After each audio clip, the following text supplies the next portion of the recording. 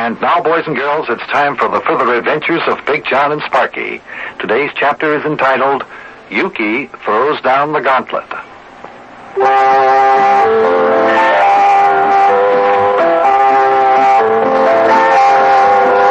Well, Sparkie has returned home after a long absence.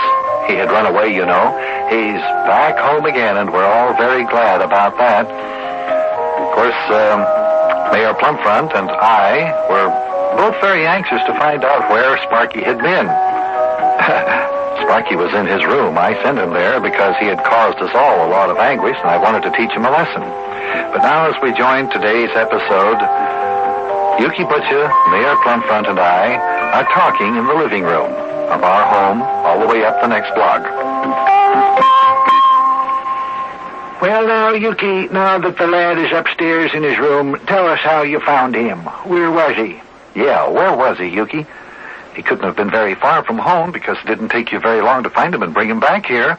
Well, he was further away from home than you fellers think. Oh? Well, I don't see how that could be possible. You weren't gone from here more than a few hours. Yeah, that's right, Duke. He left here early in the afternoon. Said you was going out to your inventing laboratory on your farm to invent a magic travel machine so as you could go to the land of make-believe to find Sparkie. And it wasn't no time at all till you were back with the lad. Now, wait a minute. Do you fellers mean to tell me that you weren't out there on my farm with me? Do you mean that you didn't get a telephone call from me to come out to the farm and help me work on the magic travel machine? Why, of course not, Yukie. We were here all afternoon. We haven't left the house. In fact, we haven't left this room, have we, Mayor? Nope. Been here all afternoon. Telephone didn't even ring. Well, now, if that isn't something. And there are people up there at the land of make-believe really pull some high and mighty magic to make people persons forget what's going on. Yukie, what in the world are you sitting there muttering to yourself about? Fellas, I'm going to tell you what happened to me this afternoon. And to you, too, although you don't remember it. But first, let me collect my thoughts. Now, what in the world is he talking about, Buster? I don't know, Mayor. I'm as much in the dark as you. Now, fellers, don't disturb me. I'm collecting my thoughts so as I can tell you the most fantastic tale you've ever heard. Now, just let me think. Yeah, sure, Yukie. Okay. Go ahead and think. Now, fellers, before I begin to tell you the most amazing story you have ever heard before in all your born days, allow me to ask you a question. Yeah, sure, Yukie. Go ahead. What's the question? If you ask me, it'll just be something silly. Now, just let me ask the question, Mayor. Tell me this. Does the time between when I left here to go out to my inventing laboratory and the time I came back here with Sparkie, does it seem like it passed by pretty quick? Well, I suppose it does, Yukie. The time passed by rather quickly this afternoon. Wouldn't you say so, Mayor? Well, the time flew by like it had wings, but I don't see what this has got to do with where and how Yukie found the lad. Well, just keep your hat on, Mayor, and I'll tell you. Fellas, what would you say if I told you that you did things this afternoon that you don't even remember? I'd say one of us was loony, Yukie. That's what I'd say. And I'd say something else, too. I'd say you was the one. Now, wait a minute, Mayor. Let's give Yukie a chance to explain what he's talking about. Go ahead, explain yourself, Yukie. Well, fellas, first I want to say that I have been successful in inventing a highly scientific magic travel machine. A travel machine which has taken me to the land of make-believe. That sounds like a lot of wind to me. I won't believe it until I see it. Well, you already have seen it, Mayor. In fact, you and Big John operated it for me, and you sent me to the land of make-believe. Now listen to him, Buster. Trying to tell me that I did something I know well enough. I have never done no such thing. Well, you just think you ain't never done no such thing, Mayor.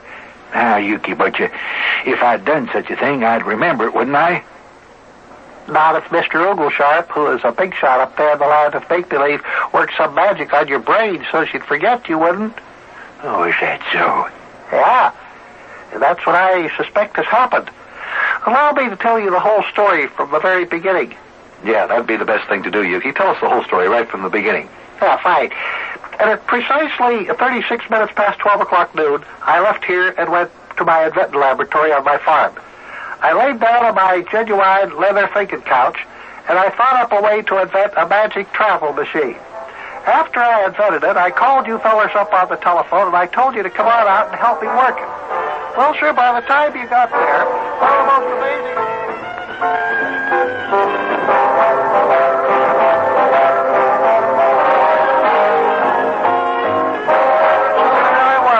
to the bottom of the Tangley Tower, and the next thing you know, I was back in my invent laboratory with Sparkie. And he refused to admit anything. He said he'd been there all the time, but I know better. I happen to know that them there people in the land of make-believe don't want any people persons from the earth to know about their secrets. So Mr. Oglesharp worked some magic on our brains so as we'd forget what happened whilst I was in my magic travel machine. That's very good, Yukie. Very interesting story. Very interesting. But explain one thing.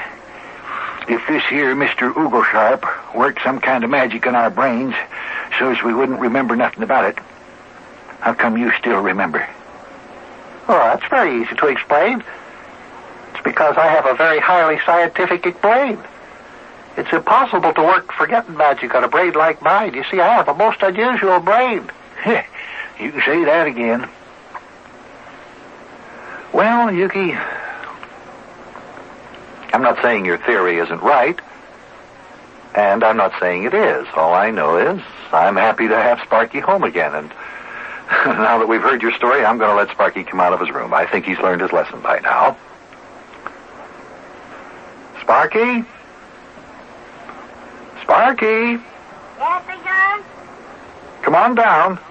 You can come out of your room now. Okay. Okay, Big John. What's the matter, Mayor? You act like you don't believe my story about my successful visit to the land of make-believe. Oh, I'm just trying to figure out how you come up with so many outrageous stories like you come up with. Well, Mayor, it's the truth. That there story I just told you is a scientific account of what happened to me today. It's the very thing that happened. Hey, now are we going to have a party, Big John? What party's that? Well, the one you're going to give me to celebrate my homecoming. There isn't going to be any party, Sparkie. Not right now, anyway. See, Yukie, I told you that he wouldn't be glad to see me back again. Now, Sparkie, of course I'm glad to have you back again. Well, yeah, well, if you're so happy to see me again, then how come you've got a picture of that Miss McClenahan on your dresser up in your room? Oh, Sparkie, my feeling for Miss McClenahan has nothing to do whatever with my feeling for you. Can't I like her and like you, too? It isn't any different than the fact that I like the mayor, too, and I like Yukie. Now, I like both of them, but that doesn't mean that I shouldn't like you somehow, does it? No, but that Miss McClenahan is a girl.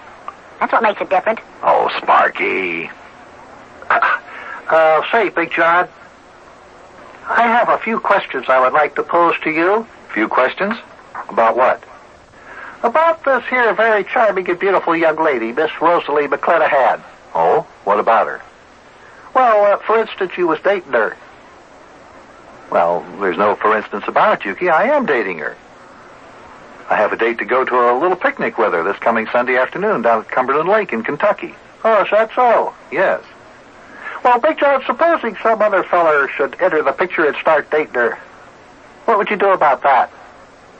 Well, I wouldn't do anything about it. After all, I couldn't very well do anything about it. I have no claims on Miss McClenahan. She's perfectly free to do as she pleases. If she wishes to date someone else, that's entirely up to her. But, well, the keener the competition, the better I like it. After all, I think I can account pretty well for myself in affairs of the heart. Oh, you think so, huh? Well, yes. Well, Big John, supposing this here feller, who is highly handsome and completely charming, should happen to turn out to be a very good friend of yours, who was out to steal Miss McClenahan away from you. What? Yeah, supposing that, Big John. Well, I wouldn't think it was very nice of him, especially if he was supposed to be a very close friend of mine. In other words, you wouldn't like it one bit, would you? Well, no. No, I wouldn't, Yukie. A true friend just doesn't set out to steal a fellow's girlfriend away from him. That's 100% correct. In fact, you would consider your friendship with that scoundrel at an end, right? Well, Right? well, if anyone would do a thing like that to me, yes, I suppose I would. Big John, Yes? Meet that scoundrel who's going to do such a thing to you. What? I, Yukie Butcher, hereby serve notice that I am out to take Miss Rosalie McClanahan away from you. I shall leave now, Big John, but before I go, I wish to say to you that you and me are no longer friends. Our friendship has been broken. A beautiful woman has come between us. And so all I can say to you is good day.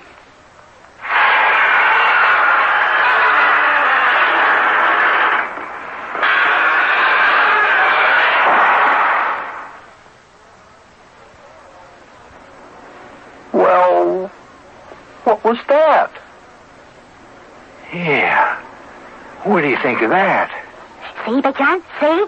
Now that Miss McClanahan is breaking up your friendships with your very best friends. Boy, oh boy, oh boy, oh boy.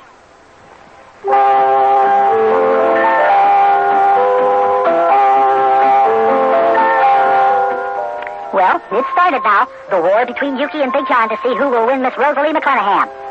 Boy, if this isn't something. To think that a girl would come between Big John and Yukie Butcher and break up their lifelong friendship. Well, that's what happens when there are girls around. Boy, why did that Miss McClanahan have to come along? And I wonder who will win, Big John or Yukie. Guess there's only one way to find out, and that's wait and see. I'll see you later, kids.